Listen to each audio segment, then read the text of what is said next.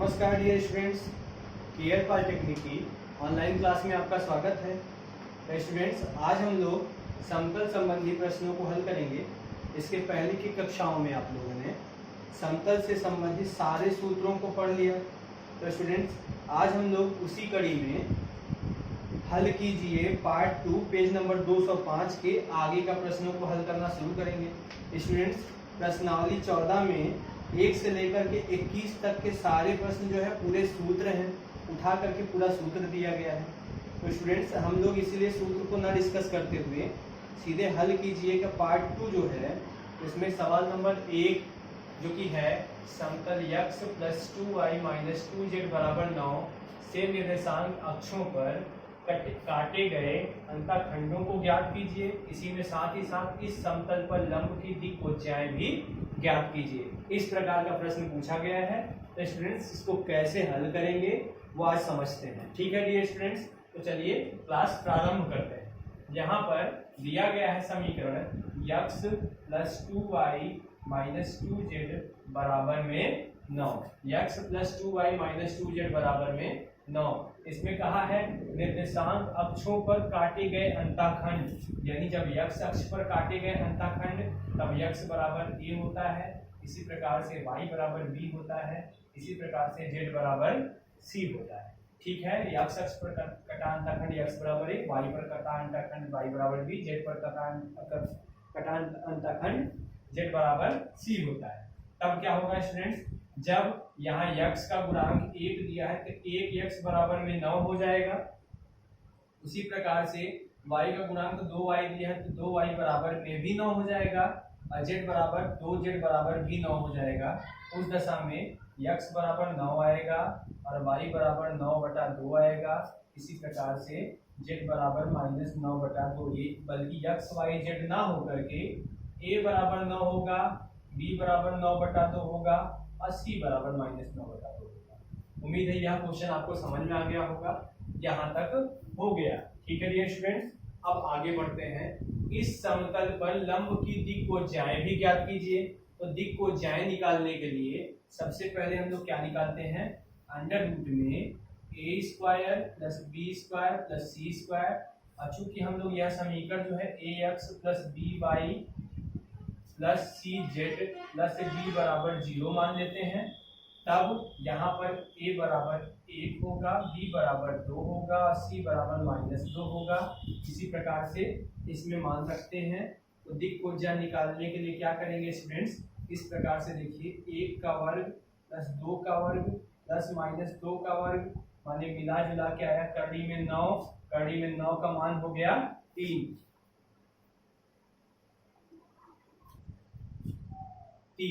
तब दिक्कोज्याओं के लिए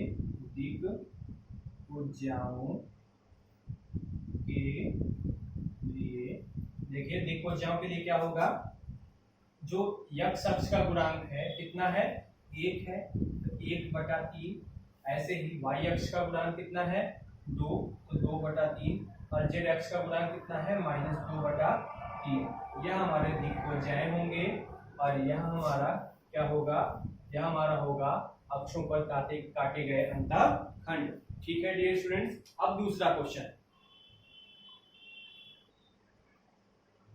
देखिए। दूसरा क्वेश्चन ये रहा, -2 4 7 और 3 5 8 बिंदुओं को मिलाने वाली रेखा को समतल x = 0 किस अनुपात में विभाजित करेगा। तो स्टूडेंट्स, यह अनुपात का प्रश्न है, इसको देना चाहिए था इसके पहले एक्सरसाइज में, पर यहाँ आ गया तो इसको देख लेते हैं। ठीक है, तो मान लेते हैं कि यह k/1 अनुपात में विभाजित करेगा। इसको दो प्रकार से लगाते हैं। एक स्टूडेंट ने क्वेश्चन पुट अप किया था कि सर k/1 क्यों मानेंगे, जबकि हम m/n भी मान सकते थे। तो हम लोग एक बार k/1 मान के लगाते हैं और एक बार m/n मान के लगाते हैं। ठीक है डियर स्टूडेंट्स, तो हम लोग मान लेते हैं कि जो अनुपात है वो k/1 के अनुपात में काटा है। तो स्टूडेंट्स, सूत्र होता है x = mx, ये m है, ये n है। ठीक है, तो mx2 + nx1 अपान में m + n, ये x बराबर है। इसी प्रकार से y बराबर है my2 + ny1 अपान यम प्लस एन। इसी प्रकार से z बराबर यम z2 प्लस एन z1 अपान यम प्लस एन। ठीक है स्टूडेंट्स, ये तो हमारा k अनुपात 1, ये तो यम अनुपात n के लिए सूत्र है। ठीक है, अच्छा यम की जगह पे जब हम लोग k रख देंगे तो हो जाएगा kx2 प्लस सीधे सीधे x1 बचा तो x1 अपान k प्लस 1। ऐसे ही y बराबर ky2 plus ky1 sorry 1y1 अपान में k प्लस 1। ऐसे ही z बराबर kz2 प्लस z1 अपान k प्लस 1। ठीक है स्टूडेंट्स, ये सूत्र हम लोग जब यम लेते हैं तो ये सूत्र बनेगा, ऐसे ही जब k1 लेंगे तो ये सूत्र बनेगा। तो हमको क्या करना है, हमको k अनुपात 1 के अनुपात में लगाना है। तो पहले इस वाले में रखते हैं स्टूडेंट्स। अब क्वेश्चन में कहा है कि x बराबर 0, यानी जब x बराबर 0 होगा तो सीधे हम x की जगह पे 0 रख देते हैं। अब देखिए यह x1 है, यह y1 है, यह z1, ठीक है ना। फिर इसी प्रकार से यह x2 है, यह y2 है और यह z2 है, यानी x1 y1 z1 का मान पता है और x2 y2 z2 का मान पता है। तो और चूंकि x बराबर क्या बोला है 0, तो x बराबर हम 0 रखते हैं। तो जब x बराबर 0 रखेंगे तो बराबर में जब हम लोग k और 1 ले रहे थे तो केवल यही वाला सूत्र यूज होगा। क्यों y और z नहीं यूज होगा, क्योंकि y और z का मान नहीं दिया गया है। तो x बराबर 0 हो जाएगा।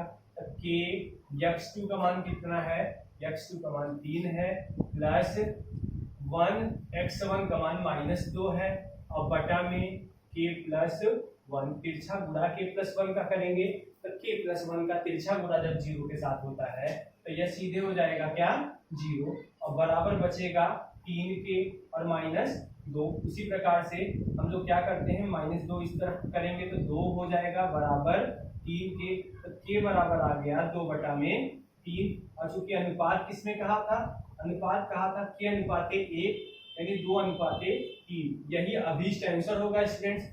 अच्छा जब हम लोग यम अनुपात n ले रहे थे तब यह वाला मान रखते हैं यानी 0 हो गया।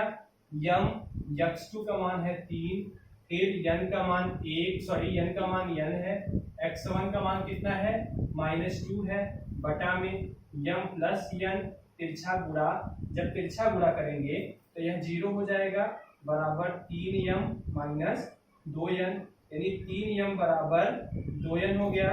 अर्थात यम अनुपात n बराबर भी 2 अनुपात क्या हो गया 3। दोनों दशाओं में यम अनुपात n बराबर 2 बटा 3 ही आ गया। चाहे हम लोग k अनुपात 1 मान के कोई सवाल लगाएं, चाहे हम लोग यम अनुपात n मान करके लगाएं, सेम ही आंसर आएगा। इसलिए आपको कठिनाई यानी परेशान होने की कोई आवश्यकता नहीं। ठीक है डियर स्टूडेंट्स, अब अगला क्वेश्चन देखते हैं। ठीक है स्टूडेंट्स, तो तीसरा क्वेश्चन जो है वो कोण निकालना है। अच्छा कोण निकालने वाले बहुत सारे प्रश्न पूछते हैं, कभी 2 नंबर के पूछ देते हैं तो कभी 1 नंबर के, कभी 3 नंबर के भी पूछ सकते हैं। तो स्टूडेंट्स एकदम ध्यान से समझिएगा कि कोण कैसे निकालना है। इसके पहले भी कोण समझाया जा चुका है पर अभी एक बार और आ गया है तो एक बार और बता देते हैं। तो स्टूडेंट्स कोण का मतलब क्या है, यहाँ पर 3D में कोण का मतलब केवल cos थीटा से मतलब है। तो cos थीटा बराबर होता क्या है, cos थीटा बराबर सूत्र होता है a1 a2 plus b1 b2 plus c1 c2 अपान में अंडर रूट में एक बार a1 square plus b1 square plus c1 square into a2 square plus b2 square plus c2 square. यह होता है cos थीटा बराबर, cos थीटा बराबर क्या सूत्र होता है a1 a2 plus b1 b2 plus c1 c2 बटा में करड़ी में a1 square plus b1 square plus c1 square into a2 square plus b2 square plus c2 square. यह किसके बराबर है, यह cos थीटा के बराबर है स्टूडेंट्स। अब देखिए अब हमारे पास a1 क्या है, a2 क्या है, b1 क्या है, b2 क्या है, c1 क्या है, c2 क्या है, पहले यह निकालते हैं। तो यहाँ पे हमारे पास 2 समीकरण मिले हैं, एक समीकरण यह और दूसरा समीकरण यह। ठीक है स्टूडेंट्स, तो देखिए ये जो x का गुणांक होगा यही a1 होगा, जो y का गुणांक होगा वही a2 होगा और z का गुणांक होगा वही जो है यह a1 है, यह b1 है और यह c1 है। इसी प्रकार से यह a2 में लिख देते हैं a1 b1 c1 a2 b2 c। ठीक है स्टूडेंट्स, तो आइए चलिए समझते हैं। पहले लिख लें a1 बराबर कितना है 3, B1 बराबर 4 और C1 बराबर -5। उसी प्रकार से A2 बराबर 2, B2 बराबर 6, C2 बराबर 5 होगा। ठीक है, इससे मतलब नहीं है, इससे कोई मतलब नहीं। ठीक है स्टूडेंट्स, इतना समझ में आ रहा है आपको।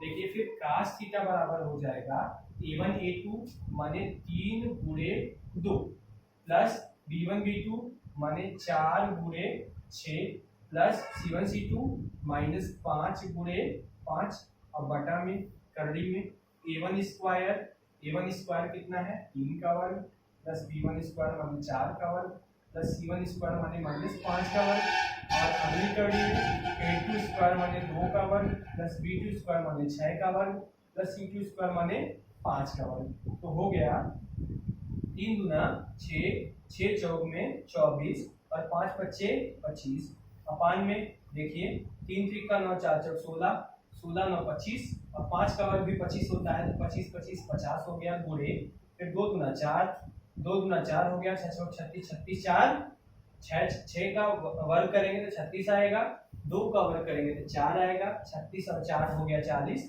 और 5 का वर्ग करेंगे तो 25 आएगा। यानी करड़ी में 25 और 40 जोड़ते हैं तो कितना आता है 65।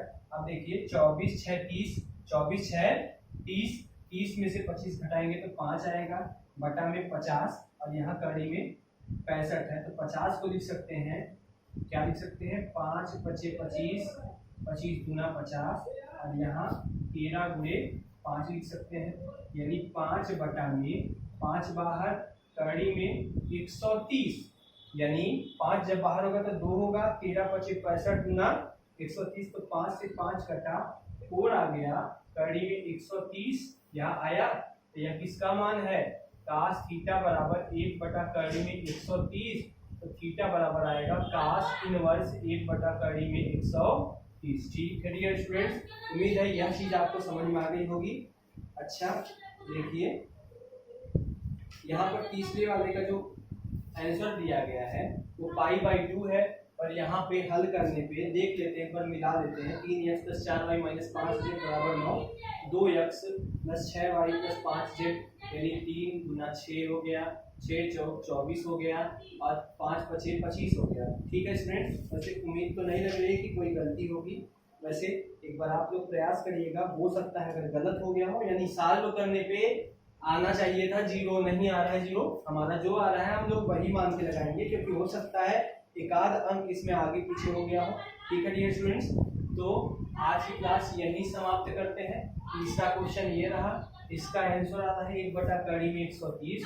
बाकी पहले क्वेश्चन और दूसरे क्वेश्चन उस संबंधित जितने भी प्रश्न होंगे आपको उसी प्रकार के प्रश्नों को लगाना है। स्टूडेंट्स अगले क्लास में हम लोग समतलीय और बिंदुओं से होकर जाने वाले समतल का समीकरण और भी 2-3 क्वेश्चन लगाएंगे, यानी 5-5 6-6 क्वेश्चन या 3-3 4-4 क्वेश्चन का वीडियो बनाया जाएगा। उम्मीद है आप आज का आपको वीडियो लेक्चर समझ में आया होगा। स्टूडेंट्स आप लोग प्रश्न जो समतल लेसन है इसके सारे सूत्रों को अच्छे से तैयार कर लीजिए, तभी आपको अच्छे से इसके सवाल एकदम बढ़िया से समझ में आएंगे। थैंक्स फॉर वॉचिंग स्टूडेंट्स, आपका दिन शुभ।